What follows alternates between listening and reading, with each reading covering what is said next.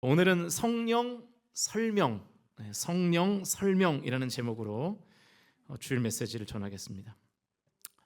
우리나라 속담 중에 새에 관한 속담들이 꽤 있어요. 가장 대표적인 새에 관한 속담은 낱말은 새가 듣고 반말은 쥐가 듣는다라는 속담이 있죠. 그래서 어디 가서 함부로 말하면 안 된다, 뭐 그런 얘기죠.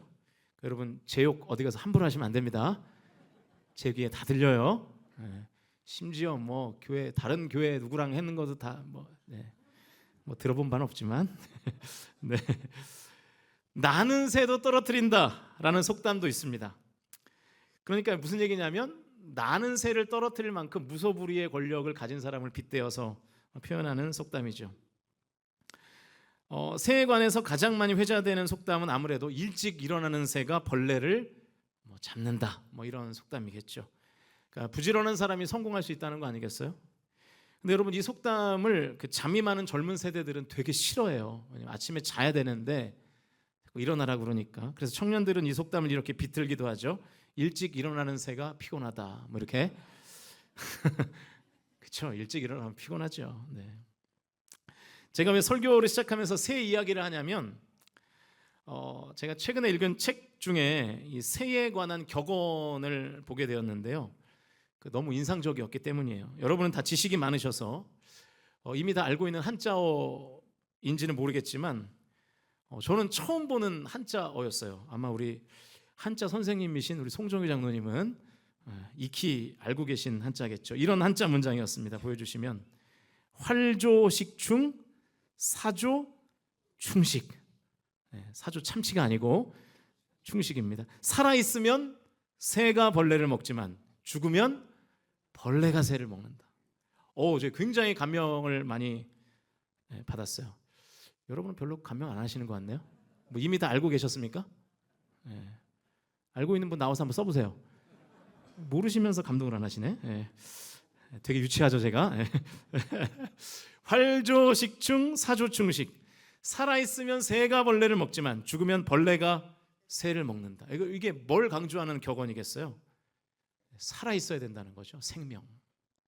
생명이 있으면 벌레는 새의 밥입니다. 그러나 죽으면, 생명이 없으면 새가 벌레의 밥이 된다는 거잖아요.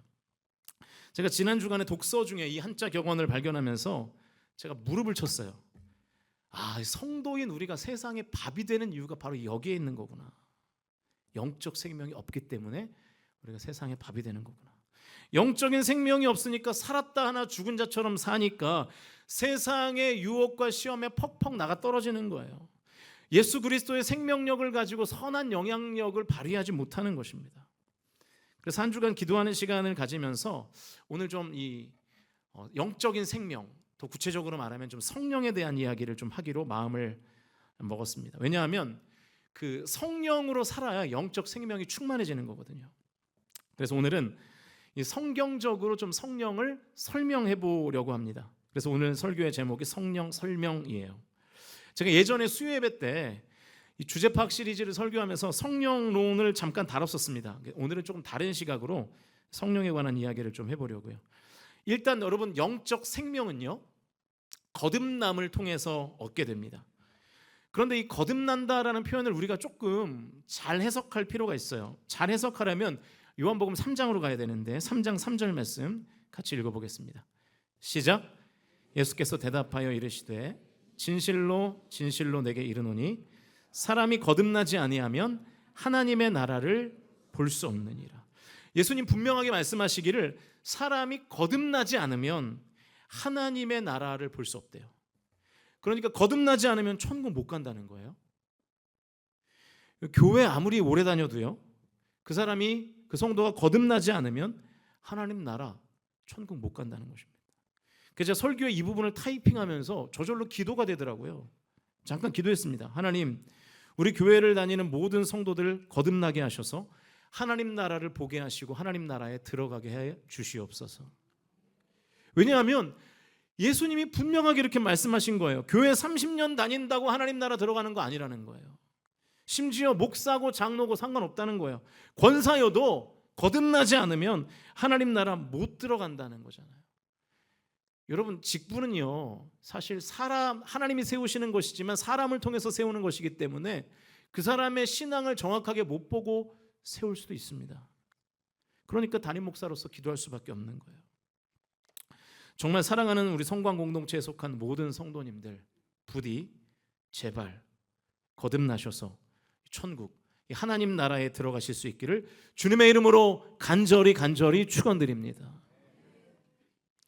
자, 그러면 대체 거듭난다는 것은 뭔가? 이 거듭남을 풀어서 설명하면 이 거듭이라는 말이 이 반복의 의미가 있잖아요. 그러니까 이 거듭남을 자꾸 다시 태어나는 것으로 우리가 이제 생각을 하는 거죠. 그래서 니고데모가 이런 말을 한 거예요. 3장 4절 요한복음 읽어보겠습니다. 시작.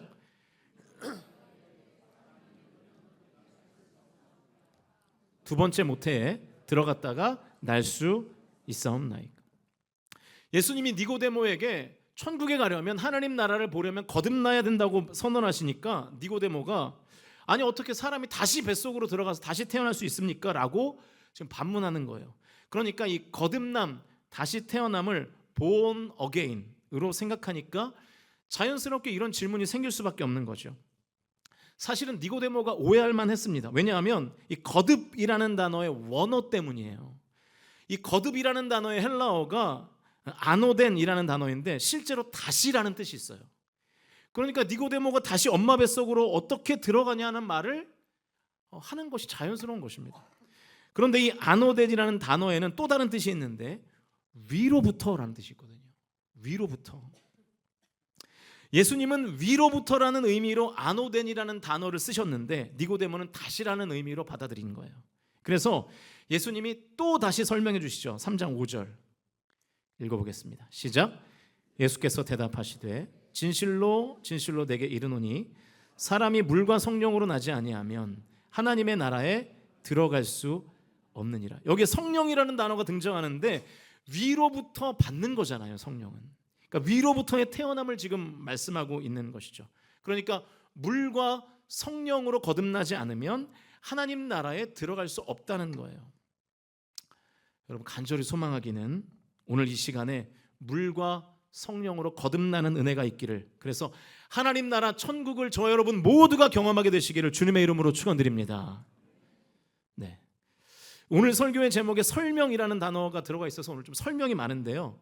여러분 좀 이해해 주시기 바랍니다. 약간 딱딱해도 제가 기도하러 갔다 왔더니 뭔가 재미가 없어지고 딱딱해졌다 그런 건 아니고 오늘만 그런 거니까 너무 걱정하지 마시고요. 이 물과 성령으로 거듭난다는 것은 뭐냐? 물은 우리가 세례를 생각하면 될 것 같아요. 세례의 원형은 침례죠. 머리끝부터 발끝까지 온 몸을 물에 잠그게 들어가는 거죠. 온 몸을 물에 담그면서 과거에 내가 죽었음을 선포하는 거예요. 그러니까 물은 과거의 나를 비우는 의미가 있습니다. 그러니까 물은 비움이에요. 물은 과거의 나를 비우는 거예요. 그러면 성령은 반대로 뭐겠습니까? 채우는 거죠. 그러면 이제 성령으로 거듭난다는 것은 뭘 채운다는 뜻인가? 요한복음 3장에는 잘 안 나와요. 이럴 때는 이제 관련이 있는 다른 성경을 찾아봐야 되는데 베드로전서 1장 23절 말씀, 베드로전서 1장 23절 말씀을 같이 읽겠습니다. 시작.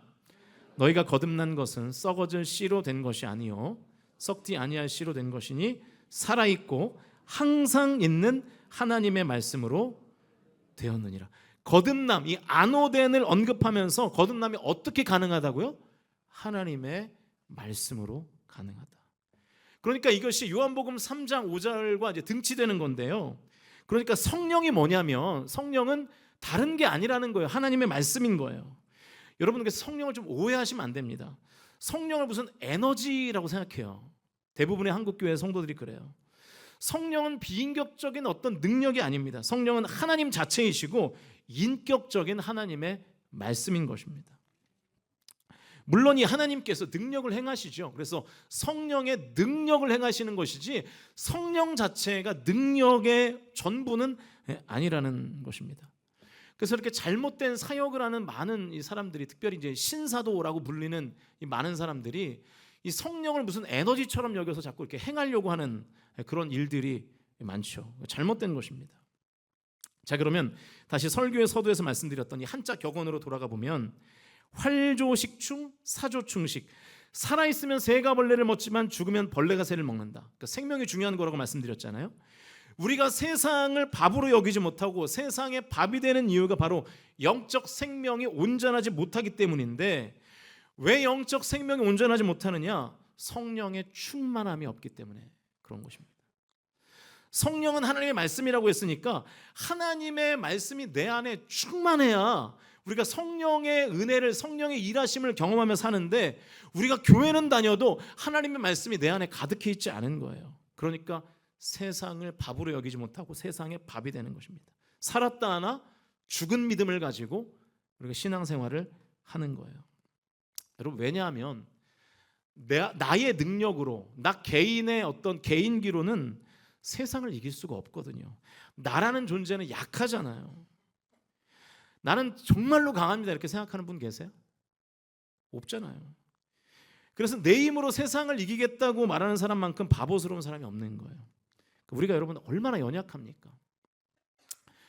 지금 현대인들의 최대 고민이 이제 살 빼는 거잖아요. 다이어트 하는 분들 한번 생각해 보세요. 6시에 저녁을 먹어도 10시나 11시쯤 되면 이제 출출해지잖아요. 근데 갑자기 TV를 틀었는데 TV에서 어떤 연예인이 라면을 너무 맛있게 먹는 거예요. 치킨을 너무 맛있게 뜯는 거예요. 그럼 어떻게 되죠? 잠깐 정신을 잃은 사이에 라면을 다 먹고 밥까지 말아 먹고 있는 나의 모습을 보게 되잖아요. 그게 우리의 연약함이, 우리의 의지가 그만큼 박약하다고요. 제가 최근에 정말 내가 참 부족하고 연약한 사람이구나 라는 것을 절감한 일이 있어요. 저는 항상 제가 뭐 부족함이 많지만 저의 강점이라고 생각했던 것 중에 하나가 이제 디테일이었거든요. 저는 이렇게 작은 것 하나까지 제가 좀 철두철미하게 잘 챙기는 스타일이라고, 그런 성격을 가졌다고 생각했어요. 실제로 그렇게 믿고 살았어요. 그래서 치밀하게 어떤 계획을 세우고 디테일하게 이렇게 실행하는 걸 제가 잘한다고 여겼는데, 제가 최근에 그 일을 겪으면서 완전히 허당이구나를 깨달았습니다. 한 2주 전인데요. 지지난 화요일이었던 것 같아요. 지지난 화요일에 제가 이제 울산교회 한대수 목사님, 옥동중앙교회 최재현 목사님과 같이 밥을 먹었어요. 솔밭 가든에서 오리 주물럭을 먹었습니다. 최재현 목사님 돈 내신다 그래서 과식을 했어요. 평소보다 더 많이 먹었는데, 그리고 이제 근처에 있는 카페에 가서 커피를 마셨는데 커피는 제가 냈습니다. 카페에서 이제 좋은 교제를 마치고 다음 날이 됐어요. 제 카드가 안 보이는 거예요. 가만히 생각해 보니까 결제하고 그 카페에 카드를 놓고 온 것 같아요. 그래서 그 다음 날 수요일에 교육자들과 점심을 먹고 커피 마셔야 되니까 기왕 가는 거 그 카페를 가자 해서 갔습니다. 카드를 찾으러 간 김에 또 카드만 홀랑 받고 오기가 좀 그래서 다시 이제 받은 그 카드로 커피를 한 잔 또 마셨어요. 그게 이제 지지난 수요일이에요. 그리고서는 이제 지난 월요일에 이제 기도원을 가려고 차를 타고 막 출발했는데 제 카드가 또 안 보이는 거예요. 카드를 저는 항상 제 휴대폰을 안 가져왔는데 제 휴대폰의 뒤에를 이렇게 열 수 있어서 카드 3장을 제가 항상 거기다 넣고 다니거든요. 그래서 신분증, 운전면허증, 그리고 이제 교회 법인카드, 그리고 제 개인 카드 이렇게 3개를 제가 항상 넣고 다니는데 없는 거예요, 카드가. 그래서 이제 가던 길을 기도원을 출발했어요.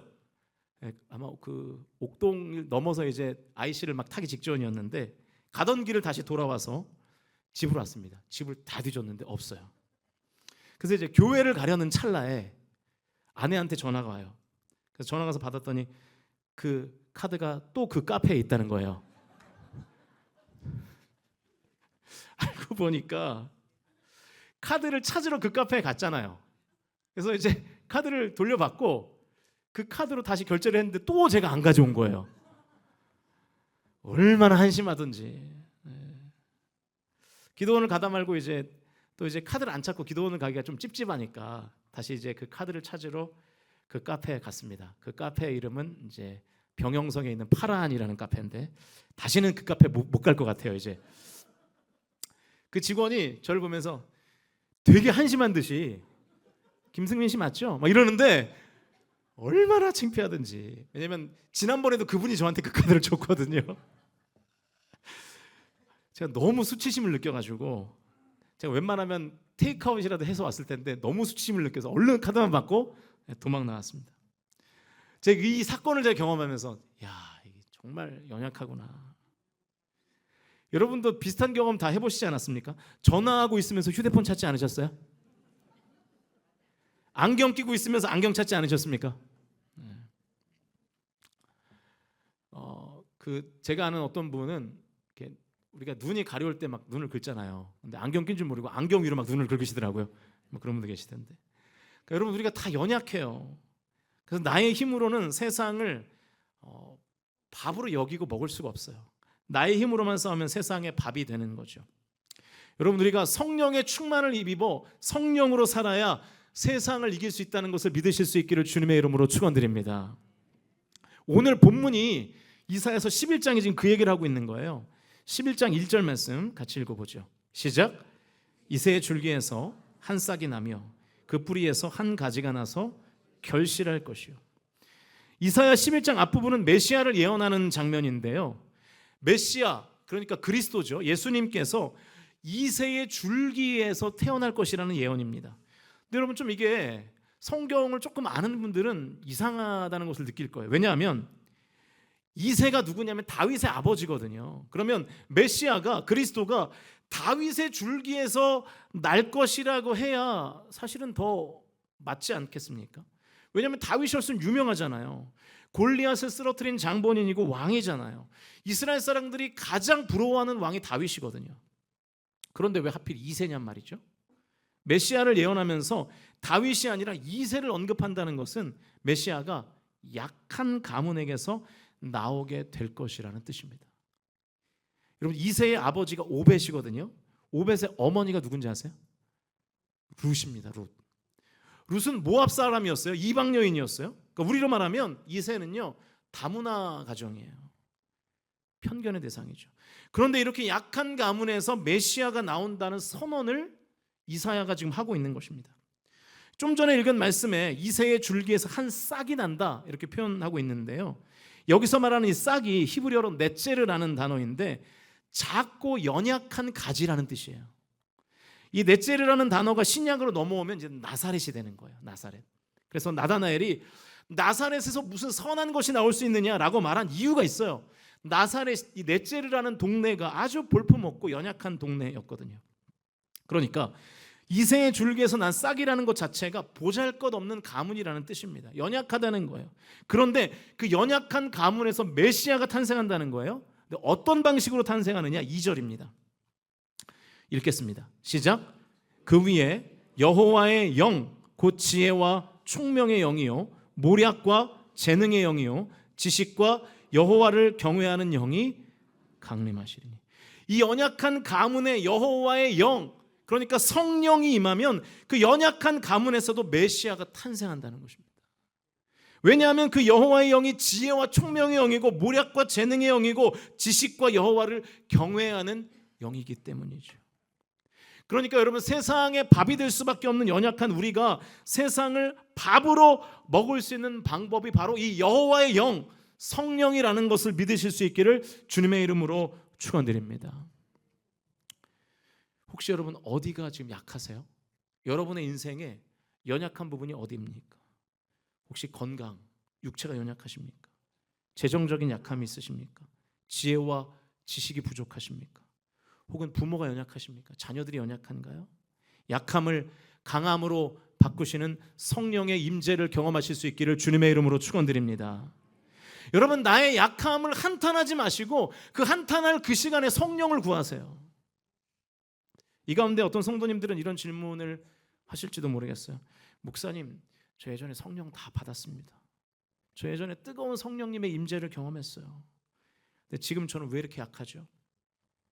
제가 정확하게 답을 드릴 수 있어요. 예전에 수요예배 때도 이 얘기를 한번 했는데요.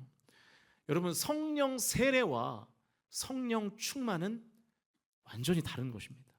결혼을 비유로 하면 성령 세례는 결혼식이에요. 결혼식. 그날 하루. 그래서 우리가 성령 세례를 받은 그날의 환희와 감동을 잊지 못하죠. 결혼식은 그 화려함 같은 거예요. 반면에 성령 충만은요 결혼 생활입니다.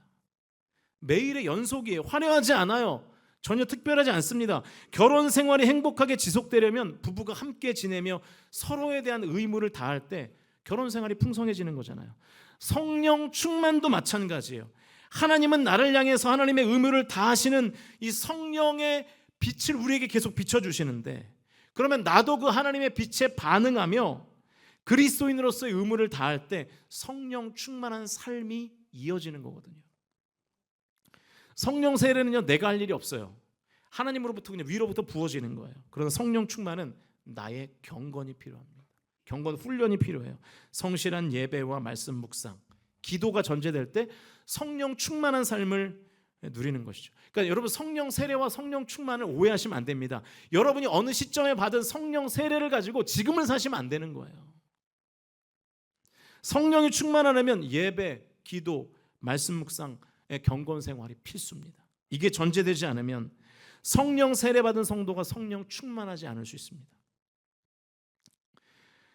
성령 불충만이 되는 이유가 우리가 게을러서라는 거예요. 우리가 예배에 게을러요, 기도에 게을러요, 말씀 묵상하지 않아요. 여러분, 우리의 말씀이 우리 안에 충만해 있지 않으면 성령 하나님 일하시지 않습니다. 왜냐하면 성령은 하나님의 말씀이거든요. 성령 하나님께서 이런 방식으로 일하시거든요. 요한복음 14장 26절 같이 읽어보겠습니다. 시작. 보혜사 곧 하나님께서 내 이름으로 보내실 성령, 그가 너희에게 모든 것을 가르치시고 내가 너희에게 말한 모든 것을 생각나게 하시고. 지금 예수님이 하신 말씀인데, 성령의 충만함을 받으면 성령으로 살게 되는데 그 삶이 어떤 양상으로 나타나느냐, 성령님이 나를 가르치신다는 거예요. 그런데 어떻게 가르치시느냐, 어떤 도구로 가르치시느냐, 내가 너희에게 말한 모든 것을 생각나게 하시는 방식으로 가르치신다는 거예요. 그러니까 예수님께서 말씀하신 것이 우리의 삶 가운데 성령님을 통해서 생각나게 하시는 방식으로 우리에게 말씀하신다는 거예요. 이해가 되세요? 네. 혹시 이해를 못하실까 봐 제가 또 카드 얘기로 예를 들어보겠습니다. 지난 기도 휴가 때 아이들하고 같이 갔다고 말씀드렸잖아요. 이한이가 편의점에서 킨더 조이를 사달래요. 여러분, 킨더 조이 뭔지 아세요? 네. 어린아이를 키우시는 부모님이나 이제 할아버지 할머니는 아실 텐데, 또 이게 뭐가 궁금하면 설교에 집중을 못 하시는 분이 계실까 봐 제가 준비했습니다. 보여주시면, 뭐 요런 조그만 장난감이 들어있는 이제 초콜릿입니다. 우리 교회 아이들도 제가 이렇게 한때 쌓아놨다가 주기도 했는데, 이제 아내는 이제 아이니를 챙기고 있어서 제가 이한이를 데리고 편의점을 갔어요. 킨더조이를 이제 결제하려고 2,400원이더라고요. 결제하려고 하는데 글쎄 이 문제의 카드가 또 없는 거예요. 저는 제 개인 카드가 딱 그거 하나거든요. 국민은행 체크카드. 저는 뭐 신용카드도 없습니다. 딱 체크카드 하나 쓰는데, 이제 숙소에서 안 가져오고 내려온 거예요. 그래서 결제를 하려면 숙소를 또 가야 되는 거예요. 난감하잖아요. 그런데 그때 제 휴대폰에 KB페이 어플이 있다는 생각이 불현듯 떠올랐어요. 그러니까 이게 뭐냐면, 여러분 페이 아시죠? 이렇게 휴대폰으로 카드를 이렇게 디지털을 저장해서 결제하는. 저는 한 번도 페이를 써본 적이 없습니다. 저는 실물 카드만 쓰는데. 근데 이제 저는 그 아이폰이기 때문에 저는 삼성페이 이런 게 없거든요. 애플페이도 안 쓰고. 한 번도 써보지 않은 이 KB페이가 갑자기 떠오른 거예요. 왜 떠올랐을까요? 휴대폰을 보면서 KB페이 어플이 있다는 것을 제가 인지하고 있었기 때문이에요. 그러니까 여러분, 성령님께서 일하시는 방식이 그런 거라고요. 성령께서 이런 방식으로 일을 하신다는 거예요. 내가 어떤 상황에 닥쳤어요, 어떻게 대처해야 하는지를 성령께서 가르쳐 주시는데, 내 안에 하나님의 말씀이 차곡차곡 쌓여 있어요. 어플처럼 저장이 되어 있어야 성령께서 그 말씀을 꺼내서 나에게 생각나게 하신다는 것입니다. 성령께서 내 옆에서 그렇게 역사하신다는 거예요. 그래서 성령을 보혜사, 헬라어로는 파라클레이토스라고 하시잖아요. 옆에서 돕는다, 그런 뜻이에요. 그런데 옆에서 어떻게 가르치시냐면, 예수님께서 하신 모든 말들을 생각나게 하시는 방법으로 가르치신다는 거예요. 그러므로 성령의 일하심과 역사를 경험하려면 반드시 말씀이 우리 안에 어플처럼 저장이 되어 있어야 돼요. 성경 얼마나 읽으세요? 생뚱맞은 말씀으로 우리를 가르치시고 인도하시는 것이 아니라 성령이 곧 하나님의 말씀이기 때문에 말씀으로 나를 가르치시고 인도하신다는 것입니다. 그러니까 여러분, 우리 안에 있는 게 우리 밖으로 나오게 돼 있어요. 여러분 요즘 무슨 얘기 제일 많이 하세요? 다른 사람들 만나면 뭔 얘기 요즘 제일 많이 하십니까? 정치 얘기죠. 정치 얘기. 왜요? 밤낮 그것만 보니까. 저는 우리 소그룹 공동체 안에서 적어도 우리가 교회 안에서 소그룹 모임할 때 정치 얘기가 아니라 하나님의 말씀이 대화의 주제로 다뤄지는 은혜가 있기를 주님의 이름으로 축원드립니다. 여러분 정치 이야기 하지 마세요. 교회에서 입 밖에도 꺼내지 마세요. 입 밖에도. 교회 갈려요. 진짜요. 여러분 왜 교회 자꾸 필사를 시킬까요? 그 귀찮은 거. 샤바라 그 왜 하게 할까요? 이제 곧 사순절이 돌아오는데 또 필사할 거예요. 샤바라도 할 거고. 그 왜 합니까? 여러분을 괴롭히려고 그걸 하는 게 아니라 그렇게라도 해서 여러분 내면에 하나님의 말씀을 좀 기억하라는 거예요. 하나님의 말씀을 내 안에 채워놔야 말씀이신 성령께서 나의 상황에 맞는 말씀을 생각나게 하시는 거예요. 그 성령께서 그 말씀을 따라 내가 걷게 하시고 그 말씀 따라 살게 만드시는 것이죠. 성도가 성령을 경험하지 못하는 이유는 내 안에 말씀이 없기 때문이에요. 총알이 없는데 총을 어떻게 쏘겠습니까? 성령님 말씀이신데 내 안에 말씀이 없으니까 성령님이 일하시지 않는 것이죠. 데살로니가전서 5장 19절을 보면 성령을 소멸하지 말라는 명령이 있잖아요. 여러분 이게 무슨 큰 죄를 지어서 성령을 소멸하게 된다는 얘기가 아닙니다. 하나님의 말씀을 내 안에 채우지 않으면 성령은 소멸되는 거예요. 성령님 일하심이 안 나타나니까. 2023년 통계인데요. 보여주시면 개신교인들이 일주일에 성경을 64분 읽는답니다. 이 중에 이제 1분도 안 읽는 분들은 와 이러시겠죠 이제.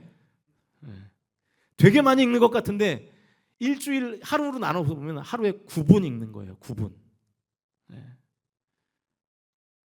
충격적이지 않습니까? 여러분 하루에 성경 몇 분 읽으세요? 하루에 유튜브는 몇 번 보십니까? 비교도 안 되죠. 사실 저도 이 설교를 준비하면서 회개했어요. 그 유튜브에 보면 그 하루 평균 내가 유튜브를 얼마나 보는지 시간 단위를 체크할 수 있습니다. 저도 많이 보더라고요. 회개했어요. 사랑하는 성도 여러분, 말씀의 사람이 되기를 도전하실 수 있기를 주님의 이름으로 축원드립니다. 내 안에 말씀이 없으니까 성령님의 일하심을 경험할래야 경험할 통로가 없어요. 우리가 샤바라의 캐치프레이즈가 있잖아요. 내가 말씀을 읽을 때 말씀이 나를 읽는다. 여러분 이 은혜를 경험하려면 내가 먼저 말씀을 읽어야 됩니다. 말씀을 읽는 도전이 올 한 해 저와 여러분의 삶 가운데 있기를 주님의 이름으로 축원드립니다. 그를 위해서 교회에서 샤바라도 하고 이런 것들을 준비해 드리는 거예요. 이제 말씀을 정리하겠습니다. 미국 저도 못 가봤지만 그 달라스에 가면 성서 아트 센터가 있답니다. 그곳에는 세계에서 제일 큰 그림이 있는데 토거 톰슨이라는 사람이 3년에 걸쳐 그린 오순절의 기적이라는 그림이래요. 보여주시면 네, 이 그림인데요. 폭이 한 40m가 되고요. 굉장하죠. 높이가 한 6m 정도가 되는 등장 인물들이 거의 실제 크기로 그려진 그림이랍니다. 이 뮤지엄에 가면 이 벽에 그린 그림과 막 빛과 음향이 막 어우러져서 막 30분 동안 아름다운 쇼를 한대요. 그래서 오순절 성령 강림 사건을 이렇게 좀 간접적으로 경험하는 거죠. 여러분 이 오순절 성령 강림의 현장에는 두 종류의 사람들이 있었습니다. 하나는 성령을 받은 사람들이고 또 다른 하나는 그들을 구경하기 위해 모여든 구경꾼들이었어요. 이 오순절의 기적 그림에도 두 종류의 사람이 다 그려져 있습니다. 이 그림은 등장 인물들의 이름을 일일이 그렇게 밝혀주고 있는데요. 12제자, 우물가의 여인, 마르다, 마리아, 나사로, 삭개오. 이 신약 성경을 장식하는 다양한 믿음의 인물들이 거기에 다 이렇게 기록이 되어 있대요. 120문도가 마가의 다락방에 있었으니까 120명의 이름이 기록되어 있었겠죠. 그런데 이 그림의 명단에는 119명의 이름만 나온답니다. 나머지 한 사람 누굴까요? 그 사람의 이름은 고유 명사가 아닌 보통 명사로 이렇게 적혀 있대요. You and I.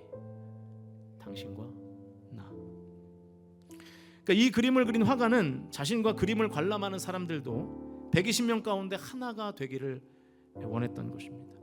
성령 충만을 받은 사람들을 구경하는 구경꾼이 되지 말고 성령을 받은 120명 중에 한 사람이 되라는 거예요. 지금 여기 한 5, 60명 지금 앉아 계시는데 이 중에도 성령을 받은 사람과 성령을 받은 사람을 구경하는 구경꾼이 있을 겁니다. 둘 중에 여러분 어떤 사람이 되시겠습니까? 사랑하는 성도 여러분, 다른 성도에게 임한 성령을 구경하는 구경꾼 되지 마시고 내가 성령을 직접 경험하게 되시기를 주님의 이름으로 축원드립니다. 그래서 그 영적 풍성한 생명을 가지셔서 세상의 밥이 되는 것이 아니라 세상을 밥으로 삼는 저와 여러분이 다 되실 수 있기를 주님의 이름으로 간절히 축원드립니다.